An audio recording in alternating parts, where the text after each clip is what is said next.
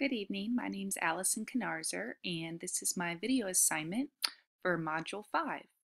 I found both an article and a video. My article was called was on Peter Senge and the Learning Organization, and my video I got from YouTube. It was a discussion between Jim Collins and Charlie Rose about the desirable conditions in which a company can succeed. Going back to Peter Senge, his was on his book, The Fifth Discipline. He has written many other books besides that, but this is the one that he was basing his talk on. It was published in 1990, and it emphasized the learning organization concept, which propelled him, as an influential leader in the business community. He's also chair and co-founder of SOL, which is Society for Organizational Learning, and he is considered to be an idealistic pragmatist, which means he thinks bringing human values into the workplace is important. Going back to my video, Jim Collins, he has written many books as well, but the book that he is talking about and describing in his discussion with Charlie Rose is called Great by Choice, Uncertainty, Chaos, and luck why some thrive despite them all.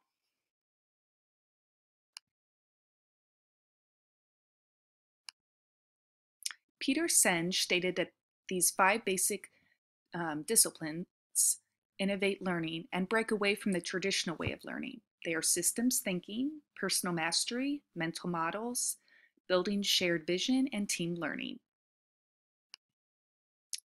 What I did was I took Peter Senge's leadership comments in one column, and then how they positively affect the constituents or the employees in the second column.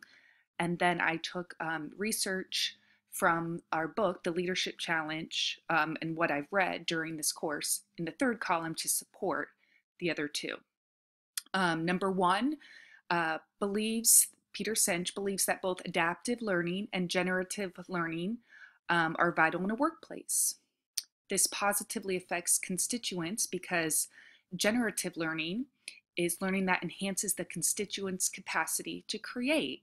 And in our book, I found a quote that said, "When you feel able to determine your own destiny, when you believe you are able to mobilize the resources and support necessary to complete a task, then you will persist in your efforts to achieve." And then the page number. The second one from Peter Senge's article said, "Give people the experience of being part of a great team and let them have opportunities for reflection and engagement." And he said, "Organizations learn only through individuals who learn." And this is a positive comment, and it positively affects, constituents, because people state that they have lived life to the fullest when they have been involved in something larger than themselves. They feel more connected and productive, which in turn makes them want to work harder and makes them want to go to work. And then the quotes I found in our book are the first one: "Organize assignments so that people feel that their work is relevant to the pressing concerns of the business." And the second quote: "What truly pulls people forward, especially in more difficult and volatile times, is the exciting possibility that what they are doing can make a profound difference in the lives of their families, friends, colleagues, customers, and communities." The third comment from Peter Senge is, "A leader needs to understand that their assumptions and generalizations about the world influence their leadership style, while taking the time to examine it for possible changes. It is then that their openness inspires others to expose theirs and real thinking can take place." And then in the middle, by decentralizing one main leadership role and opening the task to constituents in all organizational levels, everyone is working together on similar goals for the betterment of the community. And in our book, I found, "Your words can have a powerful effect in how your constituents see the world, and you should choose them intentionally and carefully. The only way to create an efficient and effective organization is to give people the chance to use their best judgment in applying their knowledge and skills." The fourth comment is, In order to get people to commit and enroll in an organization, the leader must use a shared vision instead of a personal vision. A personal vision leads to a dictator style of leading. In order for an organization to grow and prosper, this shared vision must aim towards the long term. And this positively motivates people because they see a clear vision and they want to see the benefits of their work. Also, when people reinforce this vision, it spreads to their coworkers in the workplace. And from the book, organizations with a strong corporate culture, based on a foundation of shared values, outperform other firms by a huge margin.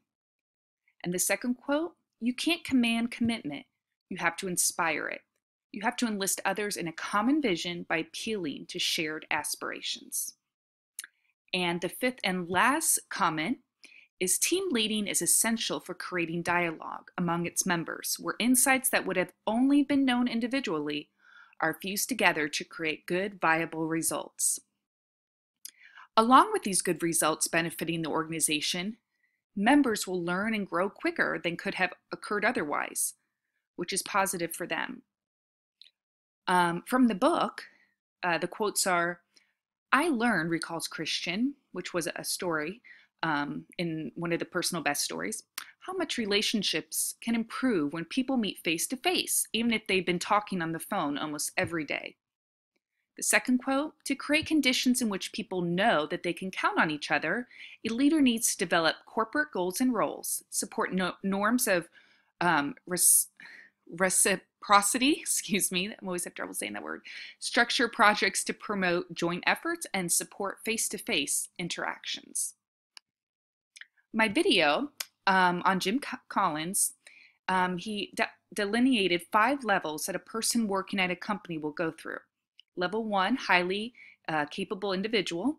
Level 2, contributing team member. Level 3, competent manager. Level 4 is the effective leader. And he created a 5th level, which is above leader, and that is called the executive. How is a leader an advocate for their followers? What I did was I drew the line so you could see that each of these contribute to how the leader advocates for their followers. So it's not like one is more important than the other. They just kind of all flow together, and they're all important. Become a level 5 leader instead of a genius with 1,000 followers. The level 5 followers understand that their leader's words are based on the facts and merits instead of depending on their charisma. This type of leader is first and foremost ambitious for the cause, the company, the work, not him or herself. They have the will to do whatever is necessary to make good on the ambition for that cause. And then third, statistics prove that companies thrive when they use insiders to help run the business. Two-thirds of the comparison companies use outsiders and failed. Followers know that their leaders trust them to help guide the company to success. The second question, how can they receive the best resources and education and learning experiences in order to be successful? Well, learning experiences are nurtured by everyone on all 5 levels working together for the common good of the company. And the levels is what I talked about in the last slide. People in level 1 learn from people in level 2. People in level 2 learn from level 3 and so forth. They all are collaborating together. The second one is a person receives on-the-job resources and education because their executive, which is that top level, is focusing on giving them the tools and facts for promotion purposes instead of trying to impress them with their charisma. And then third, charisma can take attention away from the entire company because people are too focused on them. As a reading specialist, I plan on applying inclusive leadership characteristics by developing cultural agility, which means I want to be more flexible, adaptable to my coworkers. I want to listen to their advice, their opinions, their decisions. I want to make them feel that their opinion is valid and that I will listen to it and hopefully utilize it so they can see it being done, either a lesson plan idea with a student or maybe a bulletin board idea, something like that. I will have outside companies. For example, if I have a reading company, or my principal or the psychologist says, oh, you need to use this type of curriculum or this type of level book, or do this with your students. I put that even though I need to state my values and need to stand up for what I believe in, I also need to show to my students and any paraprofessionals or teaching assistants, and even my coworkers, that I am open to learning learning new things, being an active learner, because they need to see that if I want them to learn and I want them to grow and do new things, I need to model that myself. And then I have a quote, the truth from the book, the truth is that the best leaders are the best learners. So I want to continuously experiment with new things and just try my best. And then I think that will rub off on other people, and they see, oh, she's trying her best. She's trying new things. I feel comfortable enough to do that as well.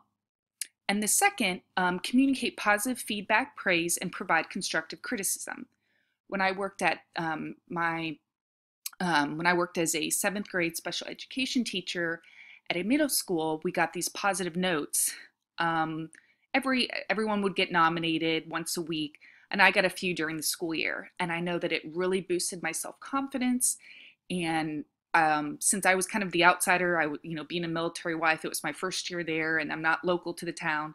It really made me feel like I belonged and that they cared about me. So just even little things like that matter a lot. In addition to this, I want to be open with them by sharing my personal stories of both successes and failures. And I think that listening to people like the principal or even the superintendent, it trickles down to everybody if they share these as well, because we're all human and we all make mistakes and we can learn from each other. I put these actions build trust and teamwork. It will also let my coworkers know that I believe in their abilities and that I want them to share their thoughts and ideas. And my quote from the book, to create a climate for learning, you have to make it safe for others to try, to fail, and to learn from their experiences.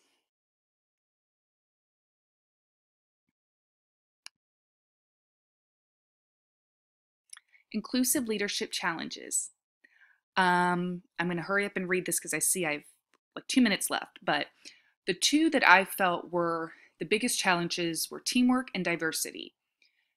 For teamwork, a leader needs to emphasize that everyone is working towards a common goal or vision. Leaders can get this done by making sure everyone's ideas and opinions are heard and valued. A good way to emphasize this point is for the leader to repeat back what the employee stated so he or she knows her voice was listened to. I do this with my children. What did mommy say? They say it back. So that way it's like, I know what I know you heard me, and the same can be, done with adults.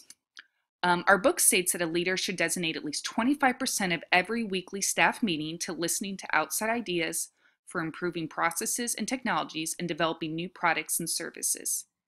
In addition, create an atmosphere of collaboration. A leader should create a working climate with projects that everyone can work on, as well as having time to communicate and learn to count on each other. The second challenge was diversity, which is not really so much a challenge because everybody's diverse. We all come from different backgrounds, different mindsets, opinions, and it can be, usually it is molded by our gender, race, ethnicity. We're always going to be working with people with differing values and opinions. And leaders need to hone in on this by also stating their values, their opinions, getting their employees to examine their own values, and then combining the two to build the organization's shared values. That way everyone is working together toward the shared vision or goal. In our book, it reads, the clearer you are about your values, the easier it is for you and for everyone else to stay on the chosen path and commit to it.